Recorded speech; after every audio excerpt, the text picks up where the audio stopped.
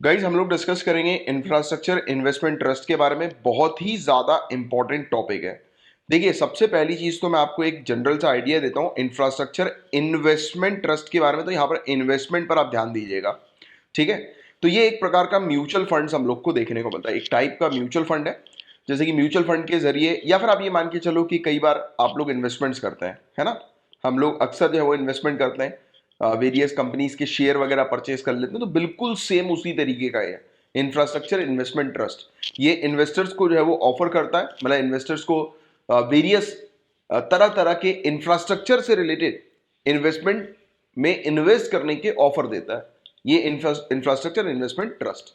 तो बस इतनी सी चीज है ये, जिसको आपको ध्यान से समझना है।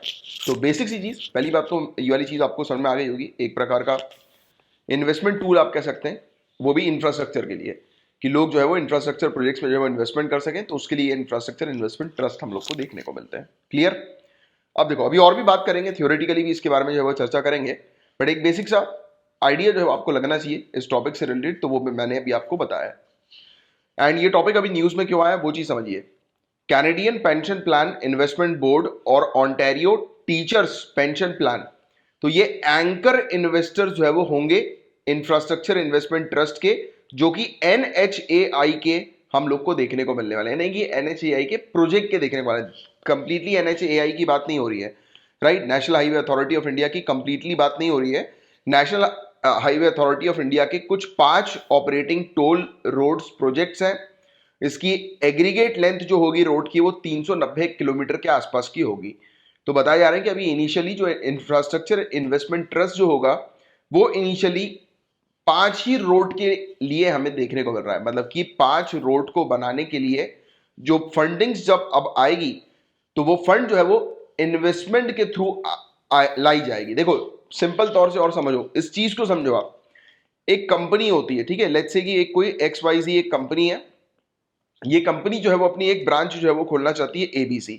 अब इस कंपनी के पास पैसे तो है ही नहीं, राइट। फिर ये कंपनी क्या कर सकती है, ये कंपनी मार्केट में जो है वो शेयर अपने जारी कर सकती है। ये लोगों से बोल सकती है कि आइए आप हमारे जो है वो शेयर खरीदिए और हम जो है वो इस प्रकार के प्रोजेक्ट पर इन्वेस्टमेंट कर रहे हैं, राइट। तो ये जो है वो अपने उसके बारे में बताते हैं, अपने आइडिया के बारे में बताते हैं, अपने फर्दर प्लान्स फ्यूचर प्लान्स के बारे में बताते हैं। तो मार्केट में जो है वो अपने शेयर रिलीज करते हैं और मार्केट में जो जनता है, हमारे सिटीजन है, वो देखते हैं कि अच्छा ये कंपनी जो है वो इस प्रकार के प्रोजेक्ट में काम कर रही है। तो ये सोचते हैं इन्वेस्टर्स कि यार ये आगे चल के कंपनी जो है वो ग्रो करेगी। फिर जब ये सोचते हैं कि कंपनी जो है वो आगे चल के ग्रो करेगी, तो उस कंपनी के शेयर खरीद लेते हैं। और जब शेयर खरीदेंगे तो कंपनी को देंगे पैसा, और इस तरीके से कंपनी के पास क्या आ जाता है, कैपिटल आ जाता है। मतलब कि कंपनी के पास फंड्स जो है वो आ जाते हैं इस तरीके से। तो शेयर जारी करके फंड को जनरेट करने के लिए ये एक एक्टिविटी हम लोग को एक प्रकार की देखने को मिलती है, जो कि कंपनी जो है वो उपयोग करती है। सेम वही चीज है। National highway authority of India के कुछ कुल 5 प्रोजेक्ट्स के आसपास प्रोजेक्ट्स है, आज की डेट में 390 के आसपास किलोमीटर के, राइट। तो इन रोड्स के ऊपर बताया जा रहा है कि अब रोड बनाने तो भैया फंड की आवश्यकता है। तो कह रहे हैं कि हम ये फंड जो कलेक्ट कर रहे हैं या जनरेट कर रहे हैं वो इंफ्रास्ट्रक्चर इन्वेस्टमेंट ट्रस्ट के माध्यम से कर रहे हैं। सिंपल सी चीज। तो यहां पर इंफ्रास्ट्रक्चर इन्वेस्टमेंट ट्रस्ट क्या हुआ, तो ये एक प्रकार का आप ये कह सकते हैं, एक जैसे म्यूचुअल फंड्स होते हैं ना, तो सेम उसी टाइप का है। अब म्यूचुअल फंड्स में लोग जो है वो पैसा जो है वो लगाते हैं, राइट। अब म्यूचुअल फंड के अंदर कुछ लॉन्ग टर्म शेयर्स होते हैं, राइट। कुछ शॉर्ट टर्म शेयर्स हम लोग को देखने को मिलते हैं, परचेज किए जाते हैं। तो वो म्यूचुअल फंड का जो मैनेजर होता है वो ये सब चीजें जो है वो कर रहा होता है। कभी आपने म्यूचुअल फंड को देखा होगा, सुना होगा, उसके बारे में सुना तो होगा ही डेफिनेटली, है ना। कभी उसको ऑपरेट किया होगा, अगर नहीं किया तो करके एक बार ट्राई करना। वैसे मैं ये सब चीजें प्रमोट करता नहीं हूं, बट इन्वेस्टमेंट करना जो होता है वो हेल्दी होता है, राइट। इन्वेस्टमेंट जो है वो आपको करने चाहिए, राइट। क्योंकि उससे क्या रहता है कि उससे ऑब्वियस ही बात है कि यार आपकी कहीं ना कहीं इनकम जो है वो बढ़ती है, कमाई बढ़ती है। बट यस, किसी की सुन के इन्वेस्टमेंट नहीं करना चाहिए। किसी ने बोला कि अरे मैं तो इतने पैसे लगा रहा हूँ यार इस शेयर में, तू भी लगा दे। ये अनपढ़ वाले काम मत करो। You are a bureaucrat, future bureaucrats हो आप सभी लोग, सिविल सर्विसेज की तैयारी कर रहे हो, अच्छे खासे नॉलेजेबल पर्सन हो। तो जब भी शेयर्स वगैरह परचेज करो तो पहले देख लो किस कंपनी के शेयर परचेज कर रहे हो, वो कंपनी का अभी एट प्रेजेंट जो है वो क्या चल रहा है मार्केट में, किस प्रकार की चीज चल रही है। सबसे बेस्ट चीज है न्यूज़पेपर, राइट। जैसे बिजनेस स्टैंडर्ड न्यूज़पेपर है, उसमें बहुत सारी चीजें आती हैं। इकोनॉमिक टाइम्स न्यूज़पेपर है, उसमें इन सब चीजों से रिलेटेड बहुत न्यूज हम लोग को देखने को मिलती है, राइट। तो देखो आपकी कंपनी की क्या पोजीशन है मार्केट में और अभी क्या ट्रेंड चल रहा है उसको देखो, फिर समझो, आप एनालिसिस करो, उसके बाद फिर सोचने समझने के बाद जो है वो फिर इन्वेस्टमेंट करो। तो ऐसे जो इन्वेस्टमेंट जो होते हैं ये बेसिकली ऐसी हवा वाली बाजी वाली इन्वेस्टमेंट नहीं होते हैं, ये कैलकुलेटेड इन्वेस्टमेंट होता है। तो करो इन्वेस्टमेंट, इन्वेस्टमेंट करने में कोई बुराई नहीं है, इन्वेस्टमेंट करना तो बहुत अच्छा होता है, but I promote calculated investment. मैं इन्वेस्टमेंट को प्रमोट नहीं करता हूं, मैं नहीं कहता कि आप म्यूचुअल फंड में पैसे लगाएं, मैं ये कहता हूं कि पहले आप मार्केट को स्टडी करें उसके बाद पैसा लगाएं। तो आप कैलकुलेटेड इन्वेस्टमेंट करें। तो लोग आपको बोलेंगे कि इन्वेस्टमेंट कर दो, इन्वेस्टमेंट कर दो, नहीं बॉस, कैलकुलेटेड, ब्यूरोक्रेसी की तैयारी कर रहे हो। You should be different from others. आपको हमेशा दूसरों से डिफरेंट रहना है, दूसरों से बेहतर रहना है, और वो कब रह पाओगे जब आप चीजों को अलग तरीके से जो है वो देखोगे। कॉमन मैन चीजों को जो है वो देखता है कि अरे यार उस मेरे दोस्त ने इन्वेस्टमेंट किया, चल मैं भी कर देता हूं। नहीं, आप लोग नहीं, आप लोग इन्वेस्टमेंट करने के लिए पहले उसको देखोगे, ऑब्जर्व करोगे, कुछ समय तक मार्केट में चेक करोगे, क्योंकि आज की डेट में एप्लीकेशन के माध्यम से बहुत आसानी से पता लग जाता है कौन सी कंपनी आगे बढ़ रही है, कौन सी कंपनी नहीं बढ़ रही है। वो छोड़िए, आप रेगुलर बेसिस पर न्यूज़पेपर पर आपको जो है वो एक कॉलम जो है वो मिल जाता है, राइट, शेयर मार्केट का, राइट, एक कॉलम रहता है, तो उसमें आपको पता लग जाएगा कि कौन सी कंपनी जो है वो अच्छा परफॉर्म कर रही है, कौन सी नहीं कर रही, तो उसका एक आइडिया लग जाए आपको कि इन्फोसिस कैसा परफॉर्म कर रही है, राइट, टाटा जो है वो कैसा परफॉर्म कर रही है, तो पता लग जाता है। तो आप एनालाइज करो, देखो कि अभी क्या परफॉर्मेंस चल रहा है, फिर न्यूज़पेपर्स देखो, राइट, फिर उसके बाद कैलकुलेट करने के बाद इन्वेस्टमेंट करो। बट देखिए, ये सब चीजें जब आपके पास टाइम हो, आप ब्यूरोक्रेसी की तैयारी कर रहे हो, सिविल सर्विसेज की तैयारी कर रहे हो, आपके पास टाइम हो तभी करना, वरना फालतू अपने टाइम को इन्वेस्ट करने की जरूरत नहीं। अभी जो आप इन्वेस्ट कर रहे हो अपना टाइम कर रहे हो, राइट, और इससे करोड़ों रुपए का इन्वेस्टमेंट और कोई नहीं है, राइट। लोग बाग यही गलती करते हैं, अपने टाइम को वेस्ट कर रहे होते हैं, बट यू नो कि सिविल सर्विसेज में टाइम की कितनी ज्यादा अहमियत है, और इवन ब्यूरोक्रेट्स बनने के बाद भी आपकी लाइफ में टाइम की कितनी ज्यादा अहमियत होने वाली है, राइट। तो ये टाइम सबसे बड़ा इन्वेस्टमेंट होता है। तो इस टाइम को जो है वो अगर सही जगह पे इन्वेस्टमेंट जो है वो करोगे, इन्वेस्ट करोगे, तो ग्रो करोगे। फालतू जगह पर इन्वेस्टमेंट करोगे तो फिर ऑब्वियसली बात है लॉस ही होगा ना। तो अभी आप पैसों का इन्वेस्टमेंट ना करो, टाइम का इन्वेस्टमेंट करो, अच्छी जगह पर, अच्छी चीजें, अच्छे सोर्सेज के थ्रू जो है वो चीजों को गेन करो, पढ़ो, राइट। और इवन मैं तो बोलता हूँ बुक्स बुक्स को अपना दोस्त बनाओ, बुक्स पर अपना टाइम इन्वेस्टमेंट करो, क्योंकि वो करोगे तो फायदा आपको मिलेगा। तो यहां तक बात समझ में आ गई सभी को कि हम लोग को देखने को मिल रहा है कि दो कंपनीज हैं, ये एंकर इन्वेस्टर्स बनी है national highway authority of India के प्रोजेक्ट्स के लिए। और ये जो प्रोजेक्ट है ये करीब 390 किलोमीटर के रोड के प्रोजेक्ट्स हम लोग को देखने को मिल रहा है, जिसमें टोल नाके हैं। टोल नाका मतलब कि ऑब्वियसली बात है कि टोल फीस कलेक्ट होगी और इसी से ही रिटर्न जो है वो मिलेगा, राइट, इसी से ही फायदा होगा। तो ये चीज हमें देखने को मिल रही है। अब देखिए, ये एंकर इन्वेस्टर क्या होता है वो अब मैं आपको समझाता हूं। सिंपल सी चीज आपको ये ध्यान में रखनी है। पहली बात तो सेबी ने, security exchange board of India ने 2009 में, चाहो तो लिख लो, 2009 में एक नया प्रकार का ये चीज जो है वो शुरू करी, एक टूल आप कह सकते हैं शुरू किया, या नई प्रकार का टर्म जो है वो चालू हो गया, जिसका नाम है एंकर इन्वेस्टर्स।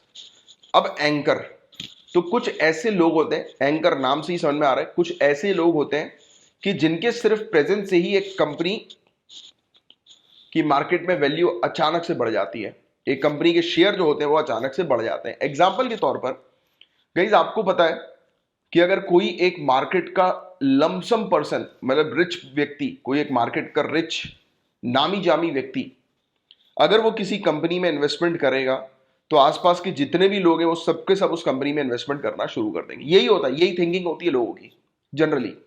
और आपको भी पता है, कई बार आप जो है वो ढूंढते हो कि कौन व्यक्ति जो है, जैसे कि एग्जाम्पल के तौर पर कई बार आप सुनते हो टॉपर से कि मैंने इस फलाना कोचिंग से जो है वो करी है, एग्जाम जो है क्लियर किया। अब काफी सारे लोग जो होते हैं, कॉमन मैन की मैं बात कर रहा हूँ, काफी सारे लोग जो होते हैं वो सुन लेंगे कि अरे मैंने इस कोचिंग से जो है वो कवर किया, इस कोचिंग से मैंने पढ़ा, लोग भीड़ लगा देंगे उस कोचिंग के अंदर। दे डोंट नो कि क्या खेल चलता है एक्चुअल रियलिटी में। उनको ये नहीं पता कि मैं उस कोचिंग में जाऊंगा तो उस कोचिंग में मुझे जो चीज समझ में आ रही है कि नहीं आ रही है, वो चीज कैलकुलेट नहीं करते। वो तो ये कैलकुलेट करते हैं कि यार ये फलाना टॉपर है, ये तो इस फलाना कोचिंग से पढ़कर टॉप कर गया।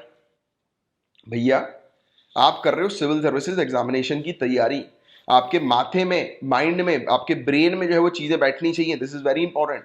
कोई भी टॉपिक आप चले जाइए, बहुत सारी बड़ी बड़ी कोचिंग्स हैं, आप जाइए उनमें लेक्चर लेकर देखिए, बहुत सारी चीजें ऊपर से आएंगी, राइट। बट क्या होता है, फिर भी लोग जाते हैं, बैठते। अब मरता इंसान क्या नहीं करता, करना ही पड़ेगा। 1.5 लाख रुपए जो फीस भर के रखी हुई है, करना ही पड़ता है, राइट। नहीं तो यार इतना इन्वेस्टमेंट किया, 1.5 लाख रुपए फीस भरी है, चलो जाके कम से कम एसी में बैठ के आ जाते हैं। यही होता है और कुछ नहीं होता, मैं आपको सच बता रहा हूं।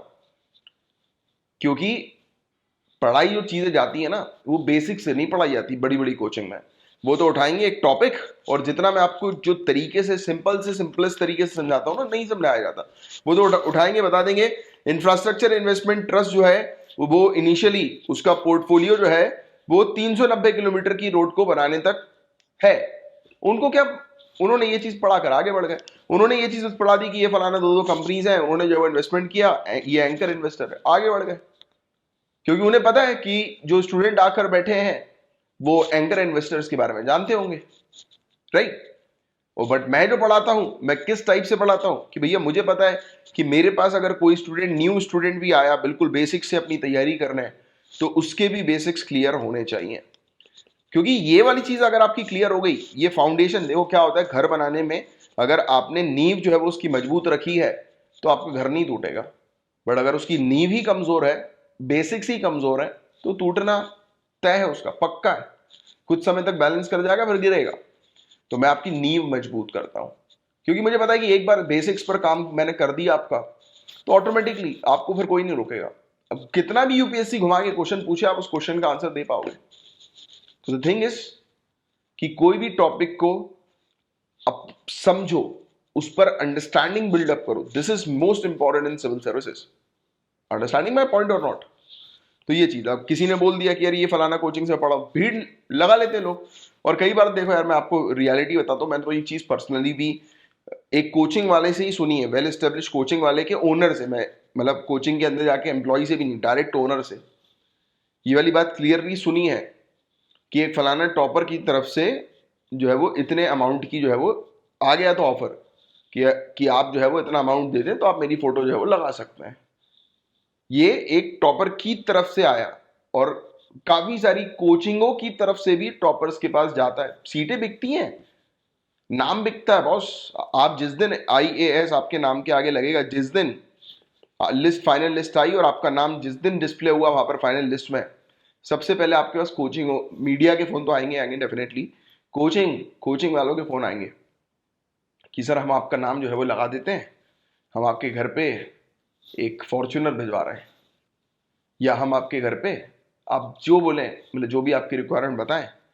फिर सामने वाला बोलता है कि कितनी फीस है आपकी? अच्छा 1.5 लाख रुपए एक बच्चे की। चलो एक काम करो, 100 बच्चे की फीस जो है वो भिजवा दो। ये होती है बॉस डील। होता है यार, ऐसा होता है। ये कोई मैं जो आपको बात बता रहा हूँ, ये सुनने में बड़ी अजीब लगेगी कि अरे ये भी होता है, बट होता है, ये फैक्ट है बॉस। तो आपको पता होना चाहिए चीज़ों के बारे में। तो हमेशा जो चीज़ समझ में आ रही है, जहां से समझ में आ रही है, मैं तो बोलता हूं उसके पास जाओ। आपका साथी, आपका दोस्त है, वो आपको बोले कि यार ये फलाना कोचिंग चलते हैं, यहाँ पे अच्छा पढ़ाया जाता है, आप जाओ, मैं मना नहीं करता। पर बैठो, डेमो लो, सुनो, चीजें समझ में आ रही है तो करो उस पर्टिकुलर कोचिंग को, वरना करने की जरूरत नहीं है यार। जहां पर बैठकर पैसे देकर कुछ चीज समझ में ना आए, वहां पर बैठकर अपने पैसे और अपने टाइम को बर्बाद करने का क्या ही मतलब है ना। ये आपका स्कूल या कॉलेज वो नहीं है, आपके करियर की बात है। ये स्कूल और कॉलेज का टाइम नहीं है कि दोस्तों बोला चला उस सर के यहाँ कोचिंग पढ़ के आ जाते हैं तो आप चले गए। नहीं, खुद बैठो, खुद समझो, लग रहा है, समझ में आ रहा है तो कंटिन्यू करो, वरना मत करो, राइट। तो उससे आपका पैसा बचेगा, आपका क्या, आपके माँ बाप का पैसा बचेगा।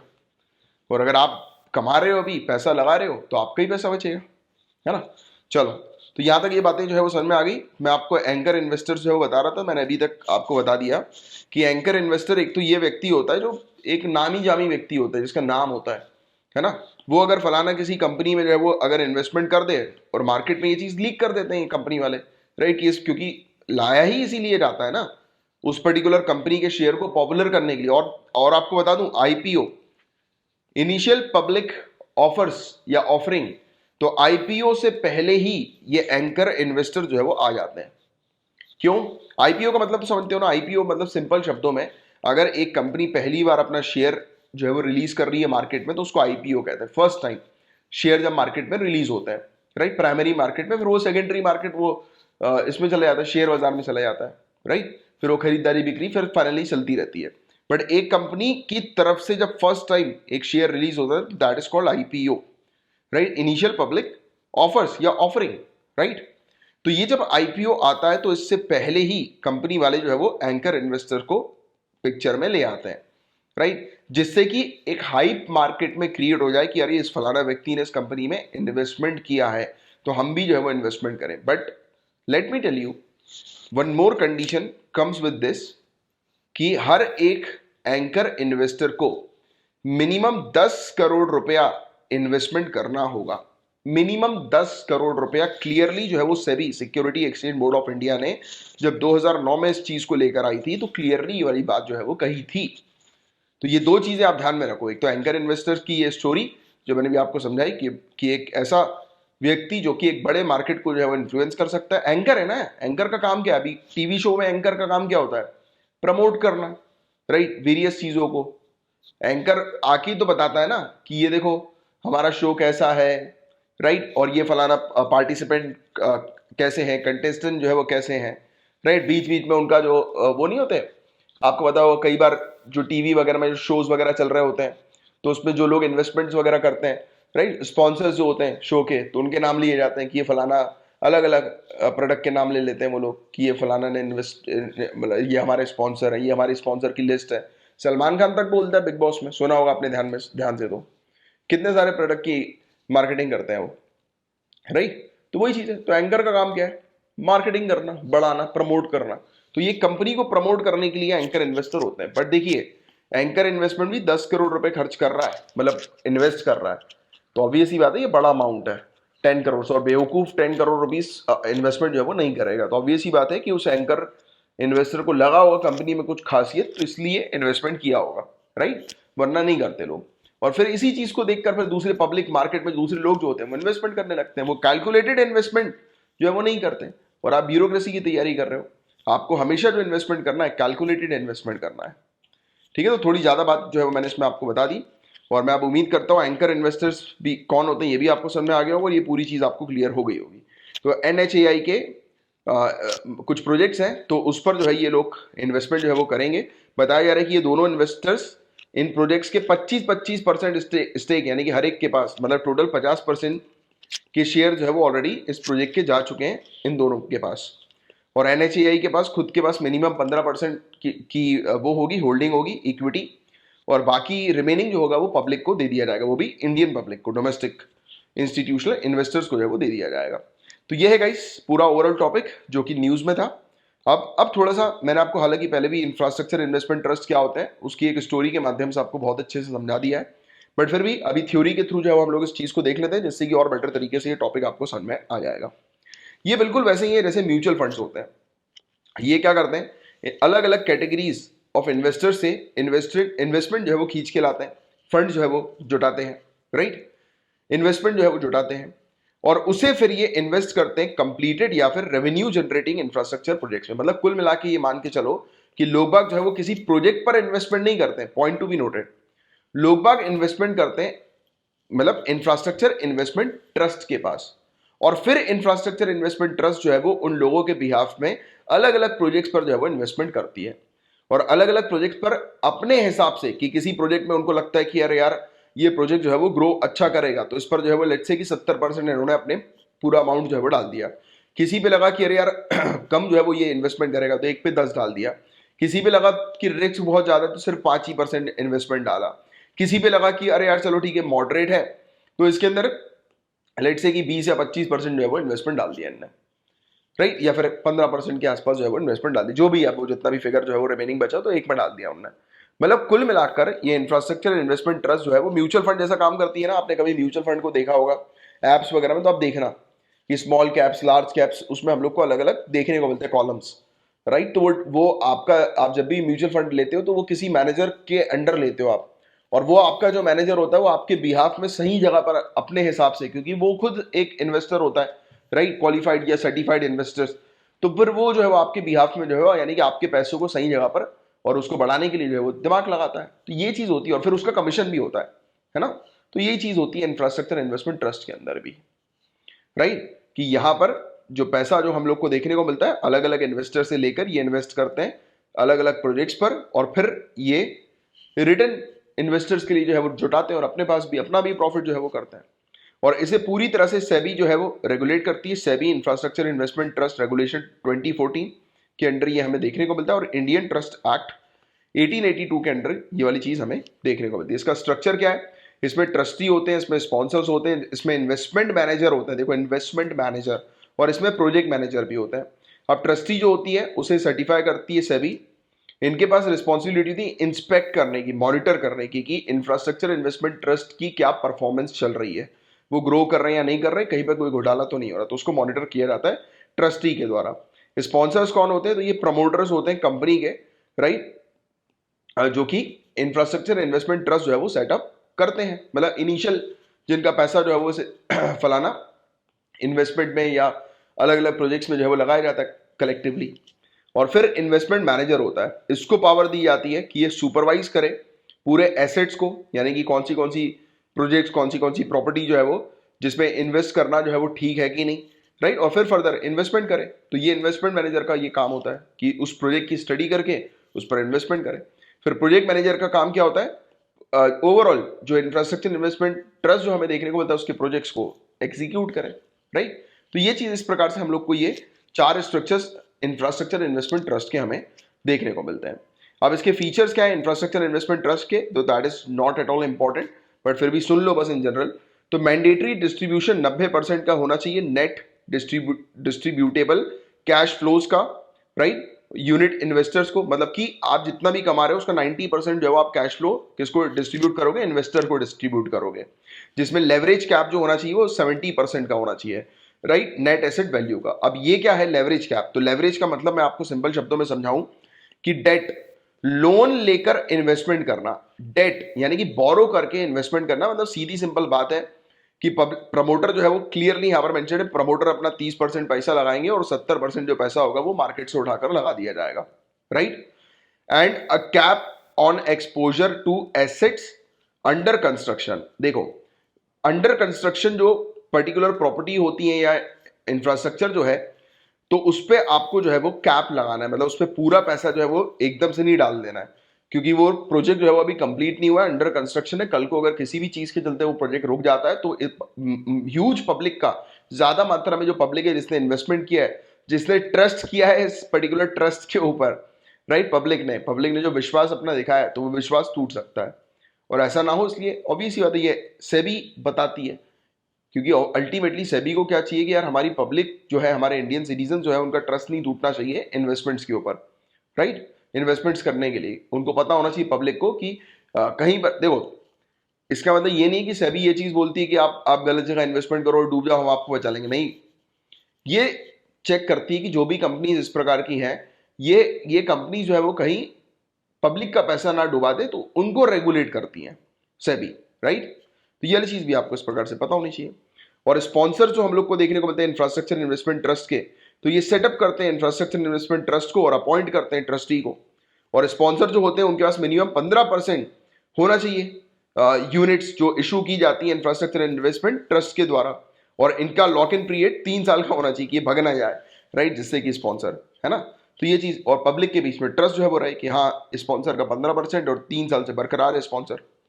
इसके अलावा ये कैसे बेनिफिट करता है इन्वेस्टर्स को? तो इंफ्रास्ट्रक्चर इन्वेस्टमेंट ट्रस्ट जो है वो इन्वेस्टर को हेल्प करता है कि इन्वेस्टर छोटा पोर्शन जो है वो खरीदे एक यूनिट का, यानी कि एक बड़े प्रोजेक्ट का एक छोटा पोर्शन वो खरीद लें, यानी कि अपने कुछ पैसे जो है वो, थोड़े बहुत ही पैसे अपने जो है वो इन्वेस्ट कर दें, राइट। तो ये चीज मतलब जैसे क्या होता है, आप अगर एक शेयर खरीदते हो एक कंपनी का तो वो महंगा पड़ेगा आपको, वो डिपेंड करता है, अलग अलग कंपनीज के अलग अलग अमाउंट के शेयर होते हैं।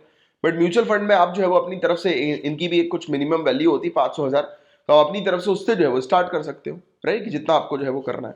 तो ये चीज हमें देखने को मिलती है। And given that asset trust जो होते हैं वो लार्जली कंप्लीटेड और ऑपरेशनल प्रोजेक्ट्स के ऊपर बेस्ड हम लोग को देखने को मिलते हैं, जिनका पॉजिटिव कैश फ्लो होता है। मतलब ऐसे प्रोजेक्ट जिनमें पता है कि इसमें जो है वो कंप्लीट ये प्रोजेक्ट होगा और इससे अच्छा खासा रिटर्न जो है वो मिलेगा, तो उस पर ही ऐसे ट्रस्ट जो होते हैं वो उसी प्रोजेक्ट को चूज करते हैं। बट हाँ फिर भी रिस्क तो ऑलरेडी होता ही है, क्योंकि किसी प्रकार का म्यूचुअल फंड हो, शेयर मार्केट हो, तो उसमें रिस्क तो है ही। क्योंकि लोग बोलते हैं म्यूचुअल फंड में कोई रिस्क नहीं, बट होता है। आज की डेट में तो टीवी पे ऐड भी चल रहे हैं ये सब काफी ज्यादा, और रेडियोस वगैरह पे भी लगातार कई बार एड्स चल रहे हैं, पहले नहीं चलते थे, कि म्यूचुअल फंड भी जो है वो रिस्की है, राइट। इसके अलावा आगे की बात करें, यूनिट होल्डर्स जो होते हैं उनको भी बेनिफिट होता है टैक्स का, टैक्स की बचत होती है। इसमें यह भी बताया गया कि कोई कैपिटल गेन टैक्स भी नहीं लगता अगर 3 साल से ज्यादा पैसा उन्होंने अपना फंसा के रखा हो किसी पर्टिकुलर इंफ्रास्ट्रक्चर इन्वेस्टमेंट ट्रस्ट के अंदर। तो ये चीज यहां पर बताई जा रही है। डिविडेंड इनकम से भी एग्जेम्पशन जो है वो दे दिया जाता है। और ये कैसे national highway authority of India की हेल्प करेगी, अभी जो चीज हुई है हमें देखने को मिली, नेशनल इंफ्रास्ट्रक्चर इन्वेस्टमेंट ट्रस्ट जो अभी 2 कंपनीज है जो है वो उसमें एंजल इन्वेस्टर्स बन के आई, राइट, 25% इस पर्टिकुलर प्रोजेक्ट के NHAI के, तो वो उस पर इन्वेस्टमेंट जो है वो किया कंपनी ने। तो अब ऑब्वियस ही बात है, NHAI के पास जो है वो फंड आ गया ना, पैसा आ गया, तो सबसे बेस्ट चीज तो यही है कि मोनिटाइज। एक तो पहली बात तो NHAI अपने पूरे के पूरे नेशनल हाईवेज को जो है मोनिटाइज कर सक रही है इंफ्रास्ट्रक्चर इन्वेस्टमेंट ट्रस्ट के माध्यम से, फर्स्ट पॉइंट। सेकंड पॉइंट, उसके पास बैठे बैठे अपने फंड्स को जो है वो रेज कर रही है, वो पढ़ रहे हैं उसके फंड्स, राइट। तो ये फायदा हो रहा है NHAI का। तो ये था गाइस पूरा ओवरऑल टॉपिक, हमने न्यूज भी समझी, कुछ इंपॉर्टेंट पॉइंट्स भी जो है वो डिस्कस किए, और इंफ्रास्ट्रक्चर इन्वेस्टमेंट ट्रस्ट को बहुत अच्छे से कवर किया, समझा। तो मैं उम्मीद करता हूँ ये टॉपिक आपको बहुत अच्छे से समझ में आ गया होगा।